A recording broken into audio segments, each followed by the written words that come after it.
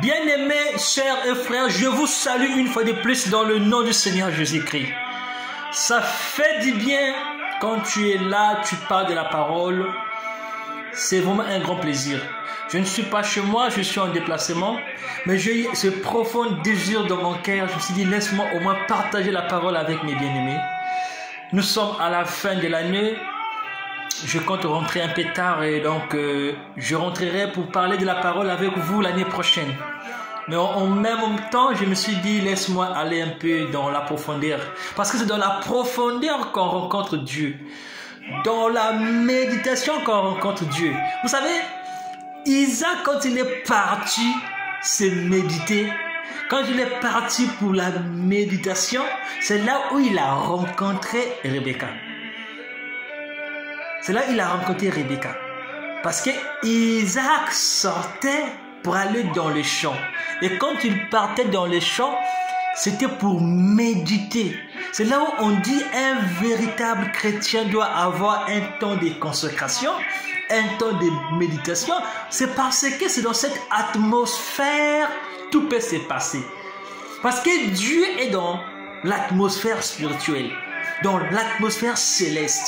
Et c'est quoi l'atmosphère céleste et spirituelle? C'est quand tu es constamment dans la consécration, quand tu te plonges dans les humeurs de la parole et là où tes pensées sont positives, tes pensées sont ancrées, orientées vers la croix de Golgotha, la croix qui symbolise la victoire sur la mort, la croix qui symbolise la paix, la croix qui symbolise le chemin, la croix qui symbolise la résurrection, mon frère et ma soeur. Dieu vous bénisse. J'ai pensé à vous dire quelque chose. J'étais en train de penser, réfléchir moi-même. Et si nous étions tous obéissants à la parole, est-ce que ce monde serait dans cet état? Aujourd'hui, on donne, on accuse, on dit que c'est parce qu'Adam n'avait pas accepté les prescriptions de Dieu. Il a écouté sa femme. Mais évidemment, Adam a juste manifesté de l'amour envers sa conjointe. Parce qu'Adam savait que moi, je suis la créature de Dieu. Ève aussi est la créature de Dieu.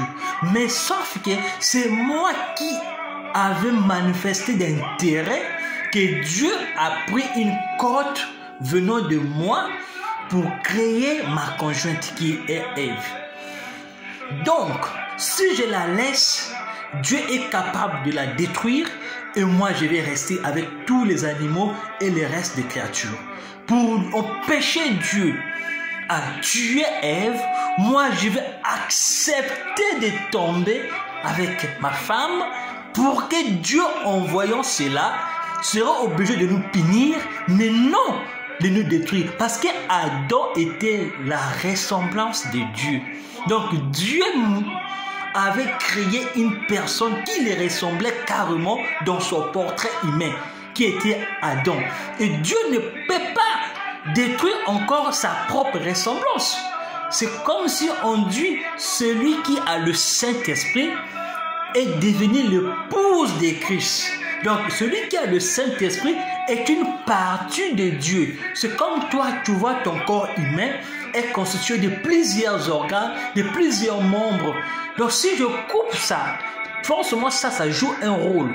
Mais si vous coupez cela, la main ne va plus assurer les mêmes fonctions dans les mêmes conditions optimales. Certes que ça peut marcher, mais si ça pouvait prendre 5 minutes, ça ne va plus prendre 5 minutes. Le temps sera multiplié. Et ça va créer les dysfonctionnements. C'est là où un chrétien né de nouveau, qui a le Saint-Esprit, il devient l'épouse de Christ. Et Christ devient son époux. Comme il est l'épouse de Jésus-Christ, il constitue une partie de Dieu. Il constitue une partie de Dieu qui Dieu ne peut pas détruire. Parce qu'en détruisant cette épouse, Dieu s'est détruit lui-même. C'est là où aussi en Adam, il avait le même caractère de Dieu. Donc lui, en étant un être humain, mais on lui incarnait toute la charité. On incarnait tout l'amour. C'est pour cela qu'il pouvait déjà commencer à manifester les mêmes signes, les mêmes vertus. Je vous avais parlé une fois. Celui qui est vrai chrétien, il va manifester les vertus de la parole. Et dans la parole, il y a plusieurs vertus. On a parlé de la patience, on a parlé de la piété, on a parlé de la pureté, ainsi de suite. Mais il y a la charité qui coiffe tout. Mais en Adam, il manifestait la charité. Parce que la charité, c'était quoi? De mourir à la place d'Ève. Parce que ce qu'Adam avait fait, c'est ce que le Seigneur Jésus-Christ a fait 2000 ans plus tard, parce qu'il a donné sa vie pour toi et moi. C'est-à-dire, il s'est donné. Il a accepté d'être cloué à la croix pour toi et moi. C'est ce que aussi Adam avait manifesté. Parce que c'était juste la nature d'Adam, mais qui était restaurée. Parce que Jésus-Christ est la nature d'Adam qui est restaurée. Donc c'est Adam restauré qui détient les paroles de la vie. C'est le Seigneur Jésus-Christ. Maintenant, quand tu es obéissant, qu'est-ce qui se passe? Parce que la Bible nous dit, l'obéissance vaut mieux que les sacrifices. L'obéissance vaut mieux que les sacrifices. C'est pas parce que tu es riche, tu vas à l'église, tu paies ta dîme, tu paies tes offrandes, mais tu ne suis pas les commandements de Dieu, tu ne respectes pas les prescriptions, tu fais tout ce qui est contre la parole, mais toi tu penses qu'en prenant de l'argent, en donnant à l'église que toi tu es sauvé, mais non, ça c'est toi en train de faire les sacrifices, mais la parole dit, vaut mieux être obéissant que d'être quelqu'un qui est généreux. À l'église tu donnes tout, mais tu n'es pas chrétien. Parce que le roi Saül a fait la même chose. Et c'est ça qui a conduit même à la chute de son règne. Parce que quand il n'était plus obéissant à la parole, Samuel était obligé de lui dire ce que l'Éternel lui avait dit. Parce que Dieu avait même regretté d'avoir élu roi Saül à la tête d'Israël. Parce qu'il n'était plus obéissant. Quand tu n'es plus obéissant à la parole, tu fais fuir Dieu de ta présence. Tu éloignes Dieu de toi. Et si tu étais bon, tu étais meilleur dans tout ce que tu faisais, tu vas constater qu'il y aura le déclin qui va commencer. C'est là où on voit nous parfois des chrétiens, tu étais merveilleux à l'école, tu étais bien positionné parfois au travail, parfois dans ton foyer, tout marchait, tout d'un coup, c'est l'instabilité qui commence à régner dans ta vie. C'est parce que tu n'as pas compris c'est quoi le secret? Parce que le secret, c'est quand tu es obéissant à la parole. Regardez le roi Saül. On lui dit d'aller tuer tout ce qu'il verra sur son chemin. Mais il n'a pas compris cela. Mais on a constaté plus tard qu'est-ce qui s'est passé. Le roi Saül a tout perdu. Le roi Saül a tout perdu. Il a tout perdu. Parce que, et quoi? Il n'avait pas su garder la parole. Oh, il faut toujours garder la parole. On garde la parole. On garde la parole. Quand vous gardez la parole, Dieu, il est là avec vous. Mais quand vous ne gardez pas la parole, Dieu ne va pas vous laisser.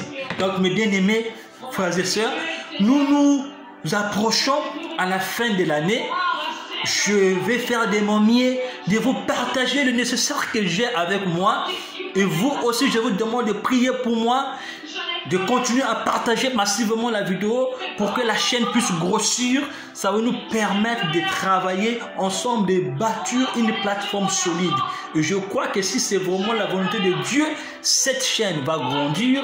Nous allons constituer une grosse audience et Dieu bénira nos efforts et Dieu sera là en action, en train de nous accompagner.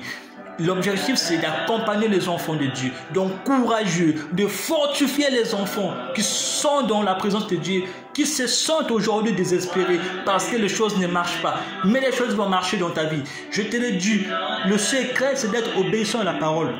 Quand tu obéis à la parole, Dieu est là pour t'accorder toutes tes promesses. Le roi Saül avait perdu la royauté à cause de ça. Parce qu'il croyait qu'il fallait offrir à Dieu les vaches grasses, que la fumée qui dégageait du parfum de bonne odeur, c'était ça qui acceptait Dieu. Mais Dieu n'était pas là dans ça. Dieu n'était pas là. Dieu, il veut que quelqu'un puisse observer ses prescriptions à la lettre et non celui qui va lui donner de l'argent. Dieu peut créer de l'argent lui-même parce que Dieu, il est capable de tout créer. Dieu n'a pas besoin de toi pour vivre. Si toi, tu ne vas pas adorer Dieu, les pierres vont adorer Dieu. Les arbres vont dire Amen. Les oiseaux vont chanter pour le Seigneur. Parce que c'est lui le maître de l'univers. C'est lui le détenteur de toute la vie.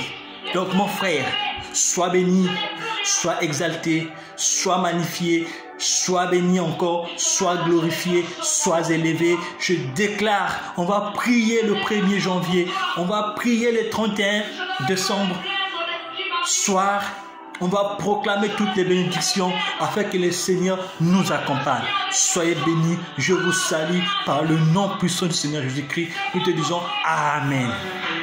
Que Jésus, oh Seigneur, la la la la la la la la la la la la la la. Moi je n'ai que Jésus, oh. Je n'ai que Jésus, oh. Si tu m'enlèves, je n'ai plus rien. La la la la la la la. La la la la la la la. Dieu te bénisse.